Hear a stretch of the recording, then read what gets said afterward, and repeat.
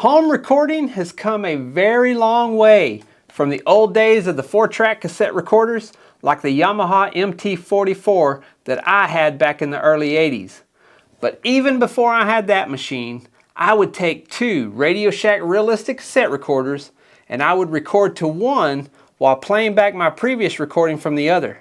The generational loss on these things was incredible, but for very rough drafts of songs, it got the job done and my passion for recording was born. Then moving into the 90s when I had my recording studio, Digital Glue, I purchased 3 of the Tascam DA88 tape machines. These recorded audio to high 8mm videotapes, and things got even better, but it was very expensive. 24 tracks of digital tape recording came at a very high price back then. And it was during this time that we heard that Alanis Morissette's Jagged Little Pill project was being recorded on the Tascam competitor, the Alesis ADAT, which also used videotape, but the more readily available VHS format. Pro Tools was also beginning to make its way into the hands of studios, but for those of us who were already highly invested in the tape machines, the added expense, and Pro Tools was very expensive back then, it was way out of reach for the majority of us small studio owners. In the late 90s, Sonic Foundry's SoundForge software, Bias Peak, Digital Performer, and Cubase, which added native audio processing in 1996, all could record, edit, and mix 2 or more tracks of audio on a regular home PC. There were others as well, and it began to open the door to a more affordable home recording setup that gave beautiful professional results, sonically speaking. Today, computers and storage are really affordable and fast enough to do complete audio projects right from a small home studio. And that's where digital audio interfaces come in, and that's what we're going to be talking about in this video. This is the PreSonus Studio 26C. To get this unit up and running on our PC, all we have to do is plug in a USB-C to USB-C or a USB-C to USB-A cable, depending on the inputs on your computer. My laptop happens to have a USB-C connector, so we are going to connect our USB-C cable right in there. And then we're going to take the other end of that cable and we're going to plug it into the back of our PC over here.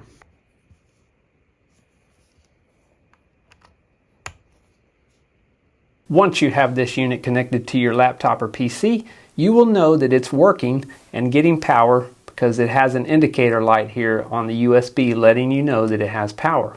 This particular unit also provides 48 volt phantom power to these 2 inputs here in case you're running condenser microphones. There is line inputs on the back and those are controlled from this. Your monitor input is here so that you can see how your monitor system is working.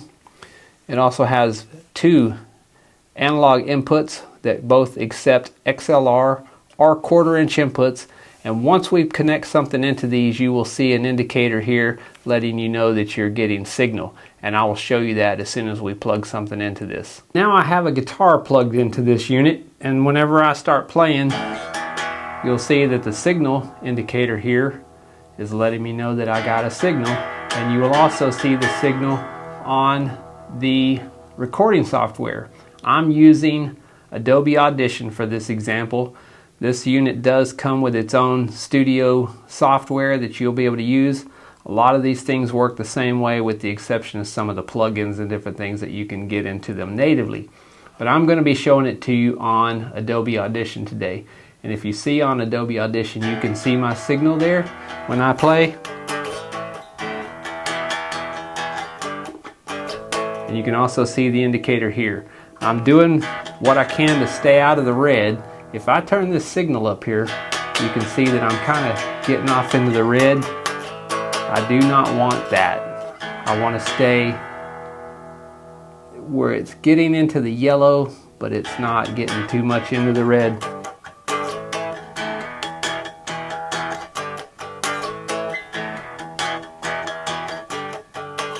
And you can also see the signal here is not getting into the red. So I've taken the liberty to lay a drum track on track 1, which you will see as I'm scrolling back here. On track 1, that's drums. I'm deleting this track 2, and I'm going to re-record that. It's in record mode, and I'm going to hit the record button. And then from here, I'm just going to lay a very, very basic distorted rhythm guitar track just to show you guys how simple it is to take your ideas and an audio interface and an audio recorder and just start recording. I'm not worried about mixing any of this at the moment. Once I have all the tracks recorded, most audio editors have complete mixing systems built into them with digital mixing boards. You can go in and add effects to these things. You can go in and mix them to your heart's content, make it sound exactly the way you want. It has mastering suites that you can add compressors and limiters and just really spend as much time cleaning this up and polishing it and making it sound as good as you possibly can. Once we have this track laid, we'll go on to track 3 and we'll lay a very, very basic, simple bass guitar track. The idea here is just to show you guys how simple it is, what the process looks like, and just tell you, get it and have fun with it.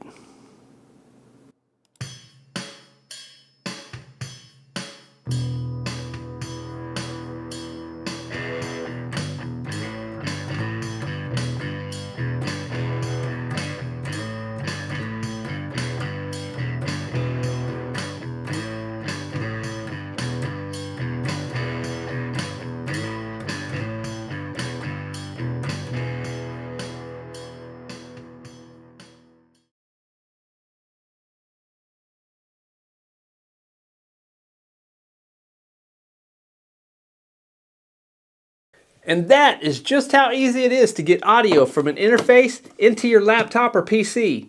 Listen, we're here to help you in any way that we can with your recording journey. If you have any questions at all about these interfaces and how to hook them up and how to use them, stop by one of our stores and ask one of our sales associates. We're here to help you in any way that we can. We have a full line of these things in stock, so stop in and let us show them to you. We appreciate each and every one of you.